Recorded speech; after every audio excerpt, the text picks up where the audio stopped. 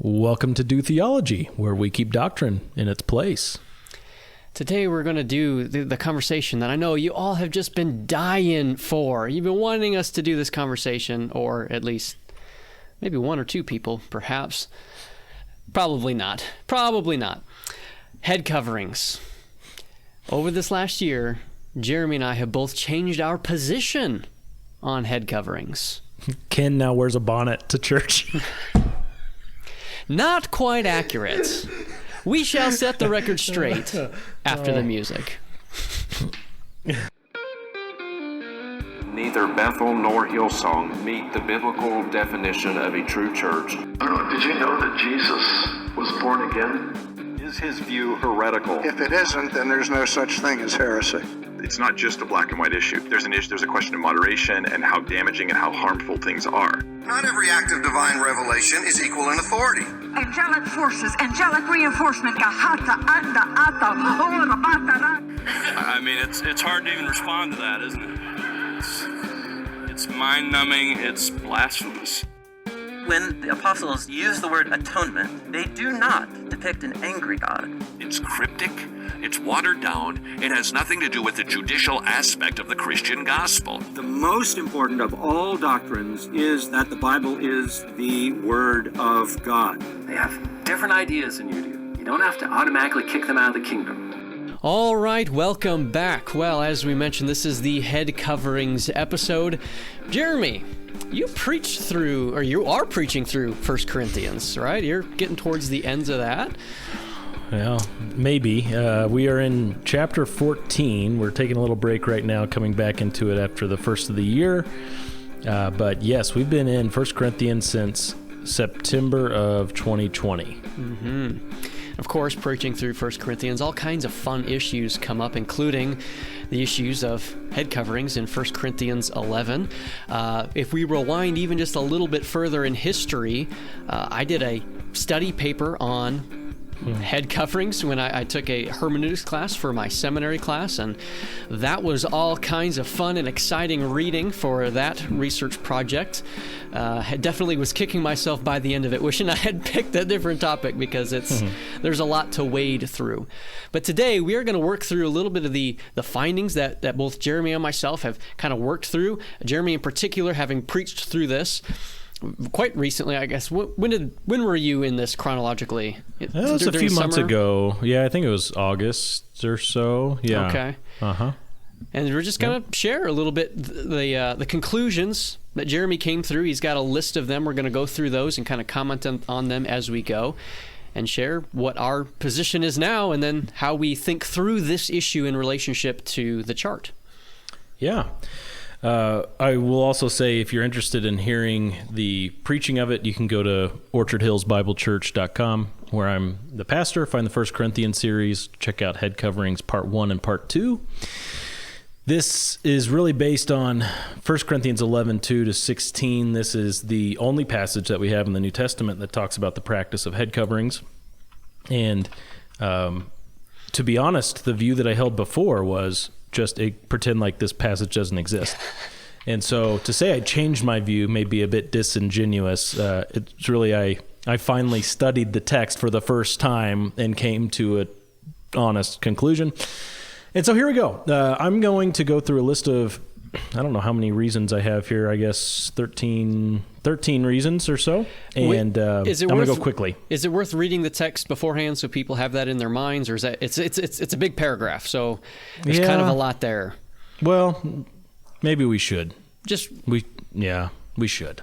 Okay. Why don't you do that since I'm going to go through the reasons? Sure, I'll do that. I'll read it, and I'm going to read it quickly.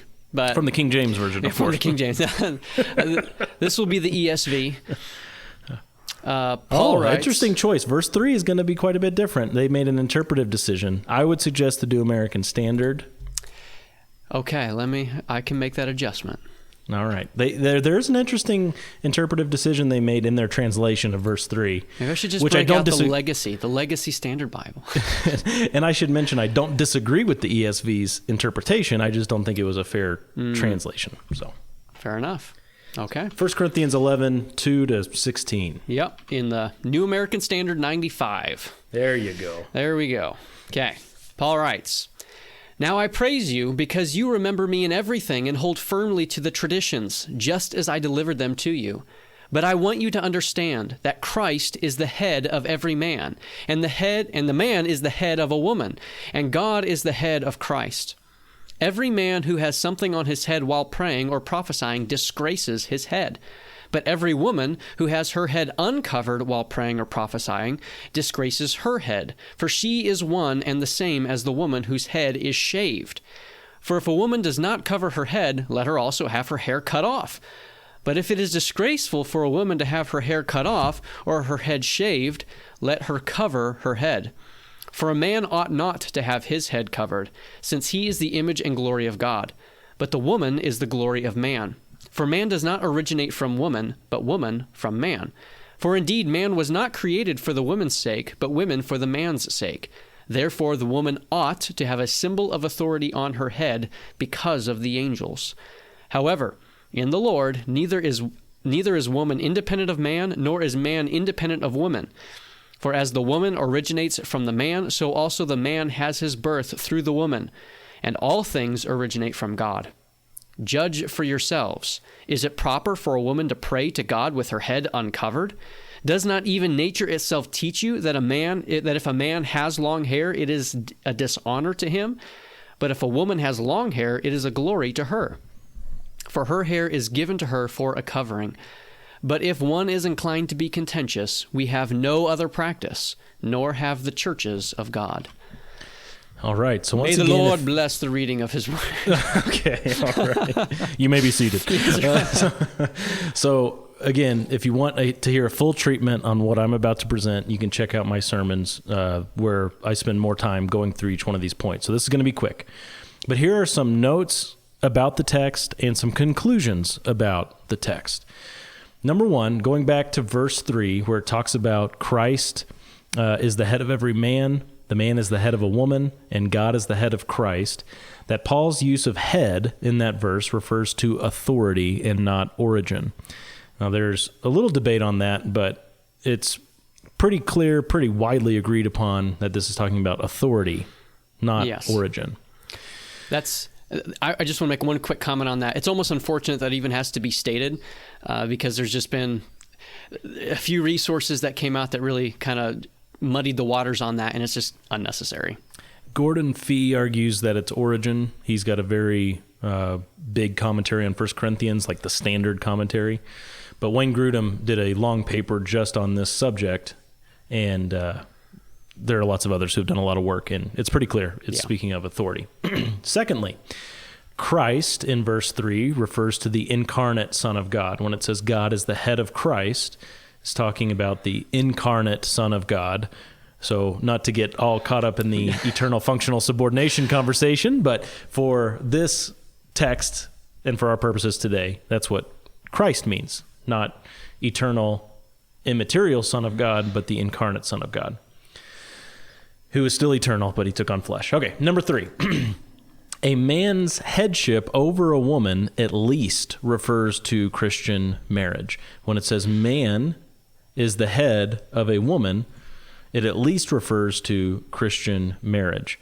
Now, it cannot be known for certain if Paul had all men and women in view when he says this, or if he's just talking about husbands and wives. This is that interpretive decision that the ESV makes. It talks about the husband is the head of his wife instead of saying the man is the head of a woman. Because in the Greek, just explain the Greek behind that it's the same Greek word for man and husband. Its context is the only clue to determine whether it should be translated as generic man or specifically as a husband. Right. Yeah. And so I've got several reasons for that.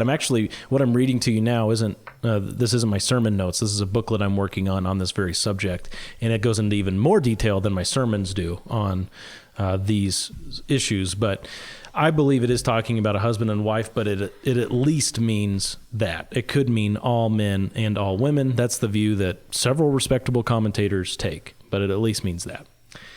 Fourthly, Scripture testifies that God has designed a purpose for our appearance.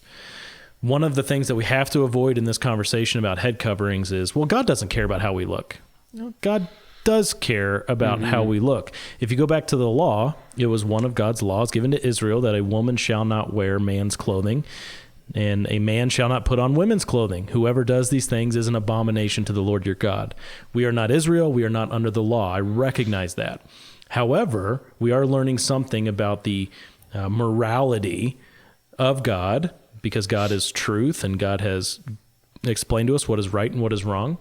And that's important that we pick up on this idea that God does care about the way that we appear and the way we present ourselves. It's not totally open season, dress however you want, men, wear women's clothes. No, that's not the case. He cares about the way we appear. And I think if we think about that for a minute, it's not difficult to figure out why our appearance communicates something. Yep. So absolutely. And there's a distinction between men and women that's maintained in the New Covenant community. It says that Galatians 3:28 talks about how there is no spiritual advantage for males or females. In Christ, there is no male or female. It's talking about spiritual advantage in that sense. But there's a distinction between the sexes that is to be maintained, and we see that in various places in the New Testament, and our appearance communicates that. Fifthly, and this is where it starts to get, okay, now I'm starting to step on toes. Fifthly, the burden of proof regarding the instructions about head covering and hair lengths, as found in this passage, the burden of proof falls on those who say the instructions are not for today. And I say this because a natural reading of the text results in the reader's obligation to obey the text as written. There is no time-related aspect to Paul's instructions as he gives them in the text that would establish parameters for its ongoing significance for the church.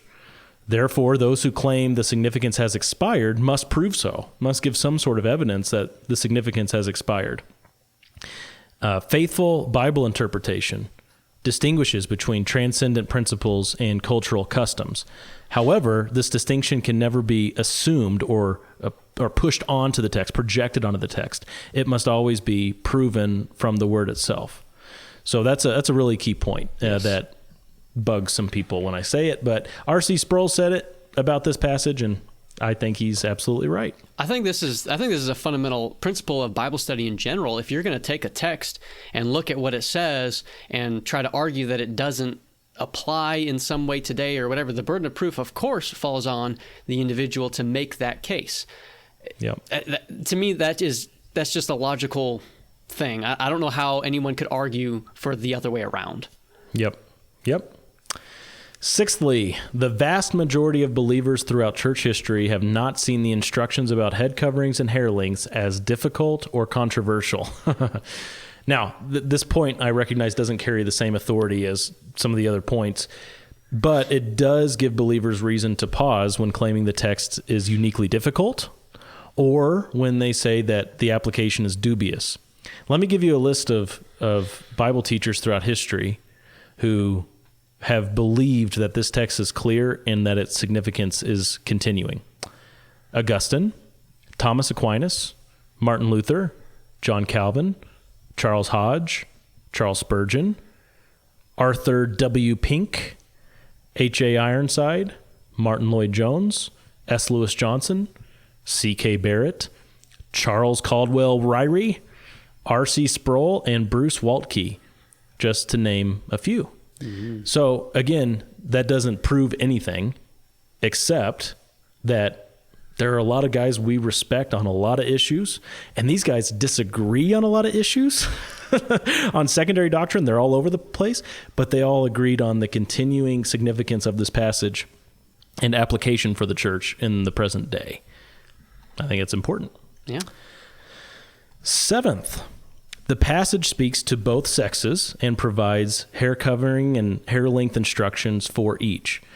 Sometimes when people approach this passage, they have just one gender in mind. Well, this is about women covering their head. It's equally about men not covering their head. Right. Or they think, oh, this is about men not having long hair. It's equally about women should have long hair. Okay. And so you have to maintain this symmetry. And if you do that, it'll rule out many erroneous views. And interestingly enough, our American culture today still observes the men's portion of this about, when we pray, what do? We take our caps off. Mm-hmm. Oh, why? Well, it's a sign of respect is what I was always talking about. It's just a sign of respect. okay, well, why is this? Where did that come from? Yeah, where did that come from? Where does this practice originate? And the only place that we could say that it could come back to is this text right here, where we are somehow, in our American culture, latching a hold of one half of and just dismissing the other half. Strange thing. Absolutely. Yeah, imagine walking into church, a church service on a Sunday morning, and all the men are wearing ball caps. Yeah. You would feel a little weird about that, most likely. Okay. Number 8, traditions. That's what Paul references in this passage. In verse 2, he praises them because they hold firmly to the traditions, he says. Traditions reference handed down teachings meant to continue on as given. This word comes up in other places in the New Testament, in 2 Thessalonians 2 and 2 Thessalonians 3. And he's praising them for it, for hanging on to these traditions. He's praising them for that. And so as we, 2,000 years later, look at this text, we wonder, okay, what are all the traditions and customs and practices and all of that?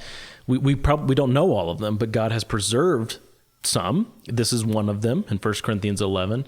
And so we shouldn't say that, oh, well, tradition is a bad word and the traditions are meant to expire. Or, well, since we don't know other traditions, that means we should just ignore all of them. Well, neither one of those positions is valid. Traditions is a good word as Paul presents it here, and this has been preserved for us to recognize that it may continue. So, number 9. Coverings are not instructed for constant use. Nowhere in this passage does it say that women should wear head coverings 24/7. Nowhere in this passage does it say men should avoid covering 24/7. The covering is particularly for praying and prophesying. That's what this text says. Praying and prophesying.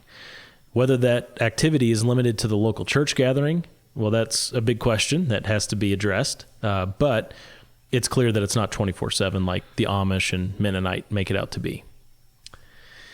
10th, the instructions concerning hair coverings and hair lengths illustrate headship, not just gender differences. This is critical. Some people will look at this text and say, well, Paul just wanted the men to look like men and women to look like women. And yes, that's part of it, but that's because men carry authority, according to Paul. They are to look different, appear differently because of the authority aspect that he starts off with in verse 3 about the man or the husband is the head of the woman or the wife.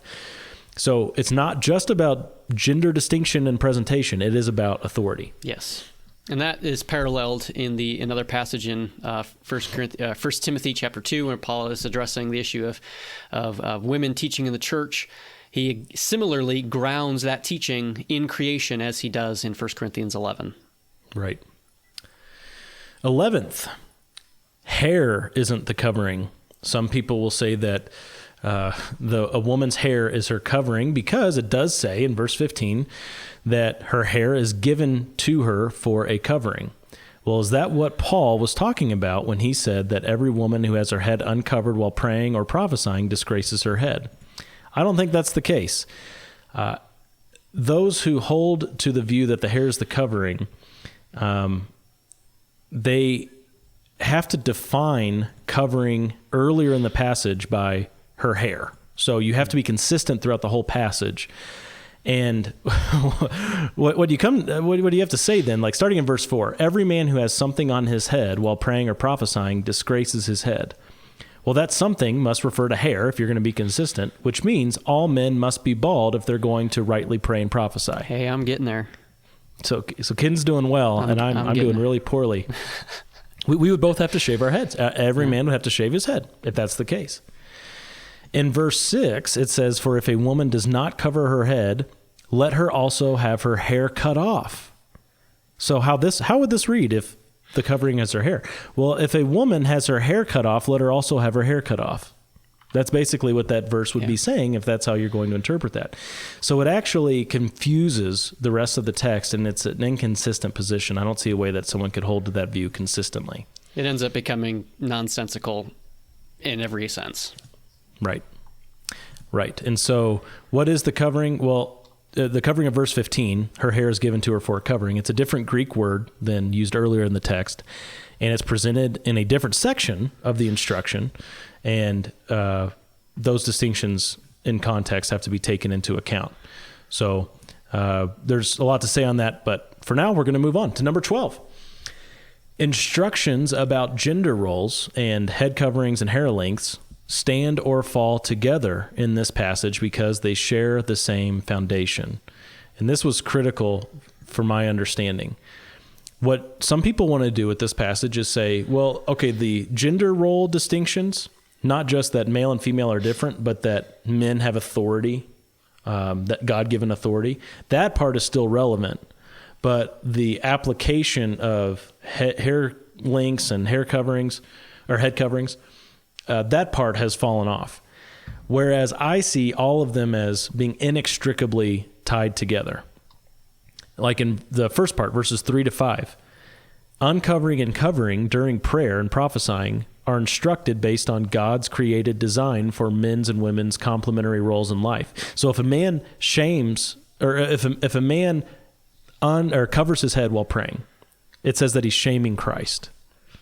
If a woman uncovers her head while praying, she is shaming man or her husband, if that's the way you interpret it. If a woman uncovers her head during prayer and prophesying, she is one and the same as the unnatural woman whose hair is cut short or is shaved.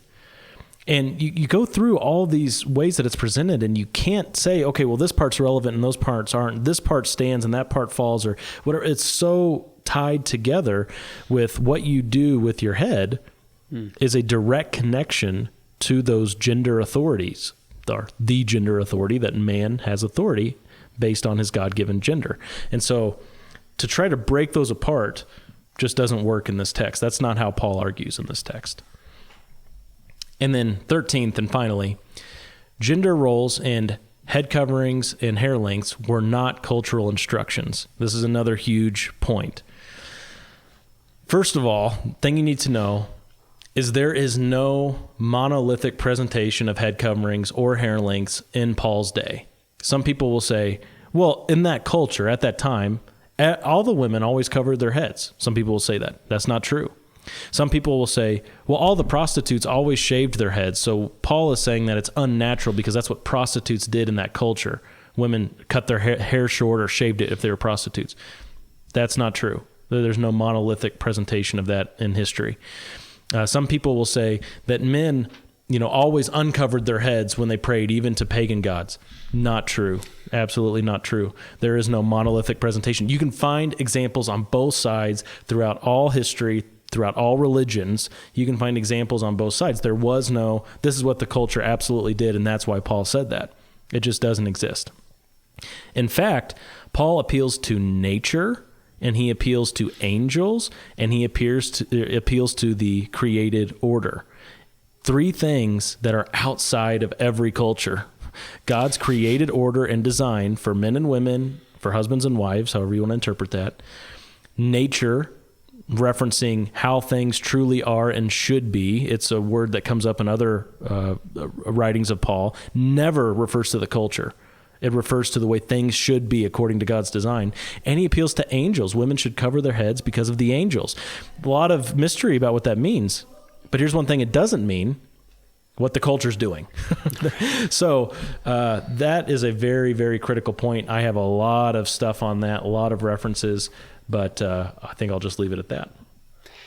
Yeah, and then you want to touch on just on the end where it says the practice of covering extended beyond Corinth? Yeah, sure. Because I think that's important in that as well when it comes to the cultural aspect of things. The last verse of the passage says, "But if one is inclined to be contentious, we have no other practice, nor have the churches of God." So if someone in Corinth wanted to be contentious about Paul's instruction concerning head covering and hair lengths, he says, we have no other practice, nor have the churches of God. The apostles instructed the churches to observe these same instructions that he just gave to the Corinthians. So here, when we say, yeah, it's only talked about once in the New Testament, that's true. But within this passage, we have very prime evidence that other churches were instructed in the same way. He says, we didn't teach anything else to the other churches. This is what we've been teaching all the churches. And all the churches of which Paul was aware were following his instructions on head coverings and hair lengths. All the other churches are practicing it, as I've instructed you, Corinthians. That's what he's saying. And these churches extended, of course, from Israel to Asia Minor to Italy. Churches all over. Paul had gone all over. And apparently, Paul anticipated that some of the members of the church in Corinth would be uniquely stubborn in this matter, as they were in other matters. If you read through the letter, they're very stubborn people there in Corinth. But he never presented the practice as a doubtful thing. He presented it as a tradition that they were to objectively, passionately hold on to. Yeah, this last point and the issues, when you start going into these historical research and trying to read, the culture said this, the culture did that, you can get so lost in the weeds so fast, and commentaries will argue in circles about all this stuff, and this evidence points to that evidence points to this, and all the evidence is contradicting itself, to make an argument based on historical research that contradicts itself so much. I shouldn't say contradicts itself. That's probably not the right word. It doesn't present a consistent practice across cultures, is what I mean by contradicting itself. I guess there's not. You mentioned several times, the cult prostitutes always did this, or the practice in those days was they always did that. There's so much evidence to the contrary. There are examples of that happening, but then there's also evidence of the contrary. So it's not a consistent thing across all these different subsets of the culture. And I think part of the argument too is you mentioned this at some point in the midst of this about, okay, why would we be following cultural clues anyway? Yeah. Right. Like, it wasn't really Paul's practice to say, hey, whatever the culture's doing, you guys just do the same thing. Right. Yeah. And it also wasn't Paul's practice to say, hey, whatever the culture's doing, just do the opposite. He always gave a reason that was grounded in God, not in what unbelievers were doing one way or the other. Yes. So if you haven't guessed by now, guess what? We have both come to a conclusion that, you know what? We think this text applies today. Yeah, that's right. It still does. Now, there are various objections people might raise. We can't answer these right now. You can email us or reach us however you want to reach us, and I can send you my responses to some of these questions, or to these questions, whatever question you have. I'm sure I have a response already for it. But when you start thinking about it, you might say, well, wait a second. In verse 13, Paul says, judge for yourselves. Why does he say that? You might wonder, is it reasonable to base a corporate worship practice off of one passage only? What about the holy kiss? What about foot washing? What about the Nazirite vow? What about this whole praying and prophesying thing? Does that refer to the charismatic gifts of that time? And if so, wouldn't that make this passage be only relevant to the time of the charismatic gifts? On and on and on. Is the fabric covering is not defined. So how could we even observe it rightly today? I have answers to those questions. If you have those questions, I would gladly share those with you, okay? Maybe we'll do a part 2. Maybe even we'll do a part 2. But to wrap up today, we want to spend a few minutes talking about where this falls on the chart. Is this a primary issue, a secondary issue, or a doubtful thing? Well, Ken and I think we're pretty well in agreement. It's not a doubtful thing. We are out of the realm of personal convictions because Scripture is explicitly bringing it up and talking about it, and it's not brought up in a way of decide for yourself, you stand or fall before the Lord individually, like Paul does with meat and with other things. And can I just interject real quick here and say, please. If you're one of our newer listeners and you're not familiar with the chart that we have, it's available on our website, dotheology.com, tab at the top, click chart. You'll find it there. Our whole podcast is really kind of based on this chart, and we talk about various things related to this. You could even go back in our episode history and find the episode titled The Chart on the Church, where we give a one episode rundown of what the chart is and how it comes into practice and how we apply that. So just wanted to make our listeners aware of that. Right. Yeah. So one of the things that'll come up as especially a pastor or a group of elders comes to this conclusion that, okay, this passage is relevant for today. Does that mean, okay, we tell the church, this is what we're doing now, everyone's got to do this, and we treat it that strongly from the get-go? Some churches might do that. We haven't done that at our church. You haven't done that at your church. Mm-hmm. So what we're doing is quietly leading by example, right? That's just what we're seeking to do, but also reasoning with people from the Scriptures and not wanting to hide it, but also not wanting to press it in a way that's insistent to the point of church discipline. And I make a distinction between formal insistency and actual insistency from a church perspective. All churches that have a doctrinal statement have formal insistency, meaning they've written stuff down on paper and say, this is what we believe and this is what we practice. However, not everything makes it to the realm of actual insistency, which is, hey, if you violate something that we've formally insisted upon, we're going to discipline you. Not everything does that. And when we get into matters of omission, where certain people are omitting a practice from their lives that church leadership believes should be practiced, it's not always cut and dry. So for instance, if there's a woman who was baptized as an infant in a Presbyterian church, she wants to join a Southern Baptist church, but doesn't feel the need to be baptized again as a believing adult, how are they going to address that? If there's a woman who is a baptized member of that same church, but refuses to have communion because she doesn't see the ongoing significance of observing communion, is she going to face church discipline and possibly be removed from the church over that? If there's a man in the church who doesn't sing, even though the pastor preaches on the importance of singing psalms, hymns, and spiritual songs, and he just doesn't sing, he just stands there quietly, are they going to discipline him because of that? What about 20% of the church does 80% of the work? Wow, so what about all those people who aren't pulling their weight? Are they going to be disciplined? Because we're called to serve in the church. What about refusing to join a church in formal membership because you don't want to commit to that local church? Will you confront that person as living in sin? What about all the Christians who don't fast and all the churches that don't even teach on fasting, even though Jesus said that his disciples would fast? Is that something that we're going to elevate to actual insistency? Women are called to dress modestly and discreetly. Very few churches define what that means, let alone insist upon it.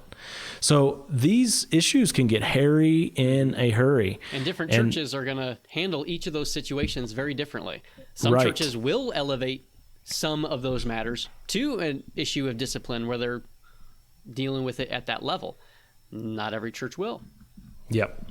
That's right. That's right. And so when it comes to people who refuse head coverings for today, who say that the passage, 1 Corinthians 11, is not relevant for the church today, there are a few views they could take. And this is how we'll place these on the chart where they belong. So, Ken, I'll throw them out to you, and you tell me what you think. Oh, boy. This is where I think the vast majority of Christians are, at least in America. I'm just going to pretend like that passage doesn't exist. Is that a primary violation, or is it a secondary doctrine and they're allowed to have that view? As a primary violation. We don't get to just ignore passages of Scripture.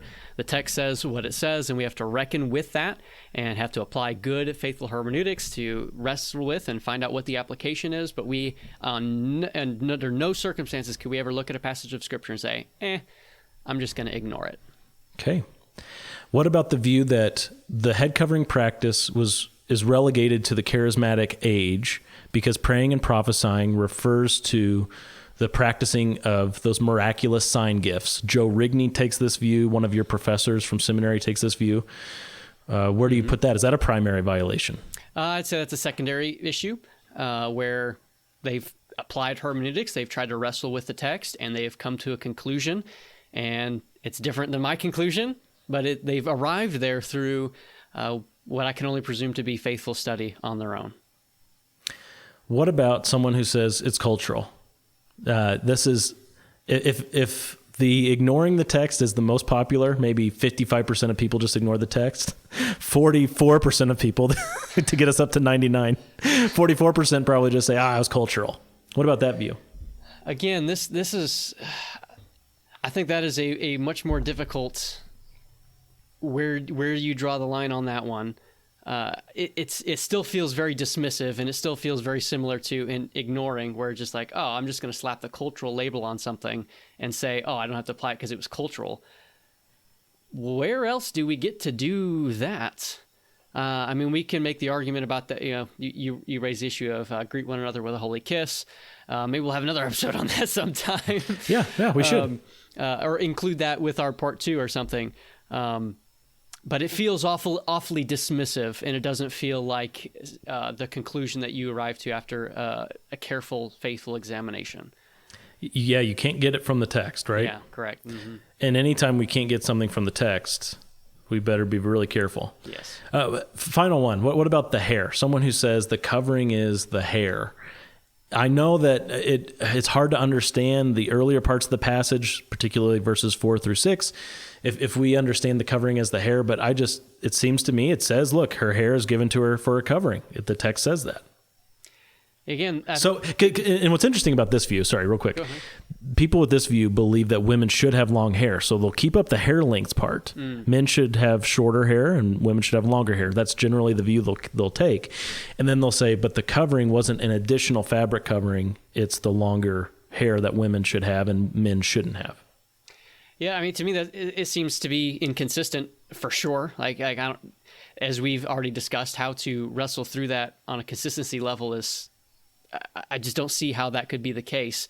And to me, feels like a conclusion reached for because you don't really want to actually deal with the issues that are in the text itself, is what it feels like to me, having gone through some of the study. And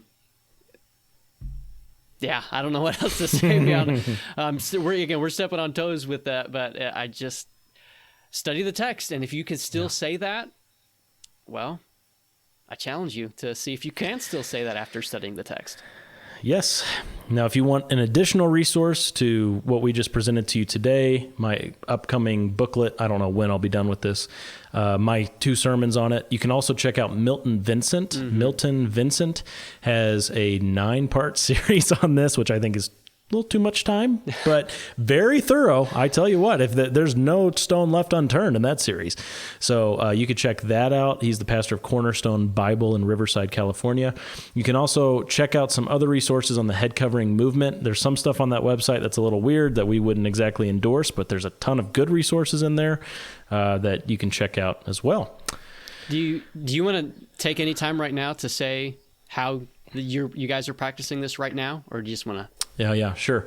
I mean, once you take the view, okay, this is for today, you have a lot of questions to answer. Mm-hmm. Is it when is it? If it's not 24/7, then when is it? Who is it for? Is it just for my wife, or is it for my daughters as well? What does it look like? How much of the head has to be covered? Since prophesying doesn't occur, women in our church don't prophesy, just praying. Should it be put on during praying and then taken off, worn the whole time? Do you got a couple minutes where I can explain where I am? I don't know where you are in time. Go ahead, yeah. So basically where we are right now, and we're still learning and growing, okay? But where we are right now is Melissa, my wife, she covers any time that we're gathered for any type of corporate worship. That means whether we're in someone's home, whether we're here in our church building on a Wednesday night or a Sunday morning, and she covers for that whole time. It's a lot like how a lot of guys will just leave their hat in their truck when they walk into a service, just because you're going to be doing a variety of things, whether it's instructing someone else in just a conversation. For women, they may be teaching a Sunday school class. That's perhaps a form of prophesying, if you want to take that view. There's going to be lots of prayer, intermittent prayer throughout a service, or at least there should be, not just regimented times. And so it's just simpler that way.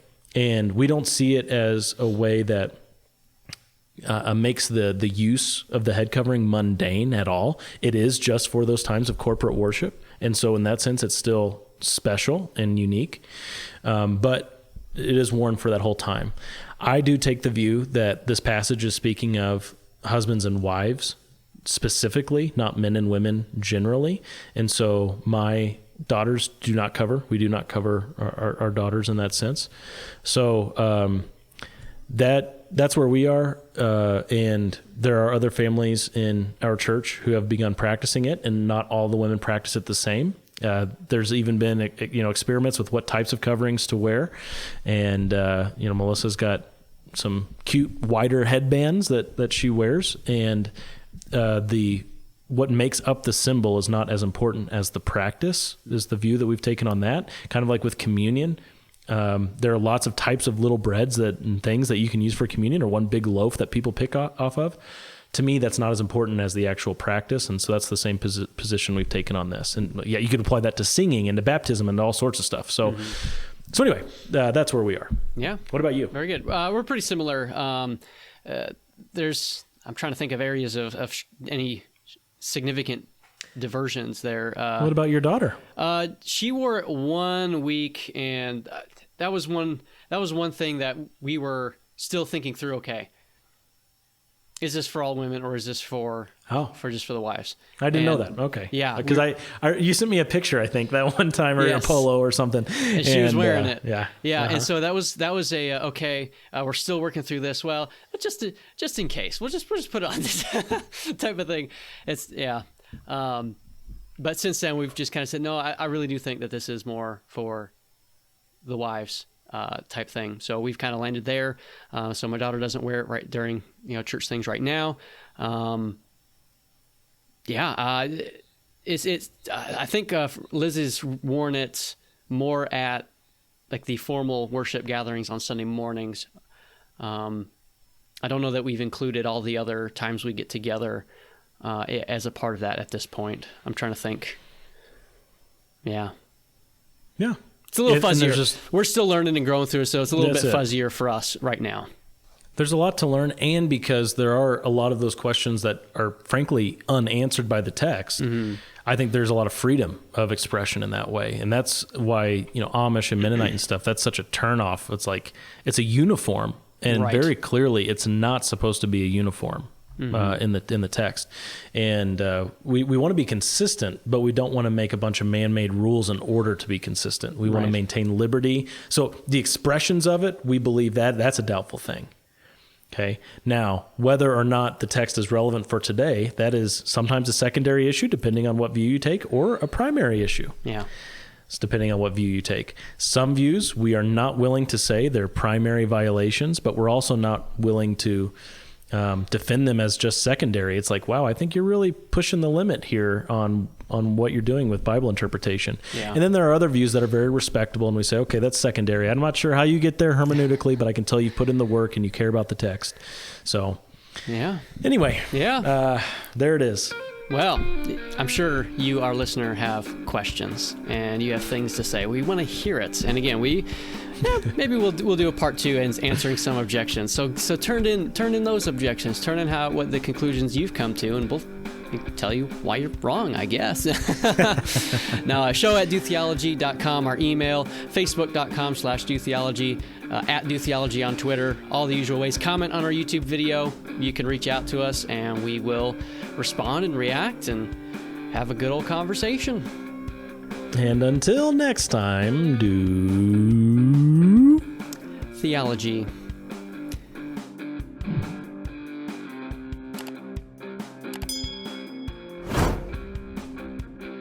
Also, notice that, again, this is airing right after our hermeneutics series. This is actually the reason why we were doing the whole hermeneutics series, so we could tell you about head coverings and get you the right hermeneutics so that you would practice head coverings. One of the most difficult passages to interpret. Amen. Yes, it is. So we think. Yeah. But is it really? Yeah. One of the most challenging passages to our preconceived notions. That's the way it should be phrased. True. Yeah, because real challenging passages are like Nephilim and stuff like that. Right. Another episode. Yes.